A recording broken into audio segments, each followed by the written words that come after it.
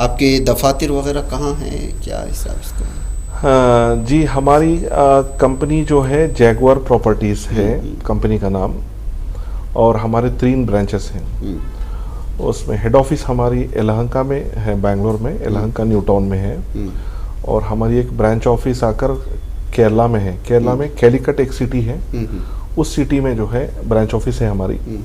तो और एक ब्रांच ऑफिस हमारी इंटरनेशनल यूएई, अच्छा, दुबई में है। दुबई में भी है। अल्हम्दुलिल्लाह, वहाँ से भी लोग आते हैं आपके? वहाँ से भी लोग आते हैं। वहाँ से भी लोग, जो इंडिया से जितने भी लोग वहाँ पे काम कर रहे हैं, मुलाजिमत कर रहे हैं, तो वहाँ इन्वेस्टमेंट के लिए जो है यहाँ पे आते हैं। तो वहाँ पे भी हमारी ऑफिस चल रही है अल्हम्दुलिल्लाह। केरला में भी चल रही है, बेंगलोर में भी चल रही है। अच्छा। तो अल्हम्दुलिल्लाह हमारी कंपनी जो है जैगुआर प्रॉपर्टीज़ तकरीबन 15 साल से रजिस्टर्ड है। और ओवरऑल मैं 20 साल का एक्सपीरियंस रखता हूँ रियल एस्टेट में।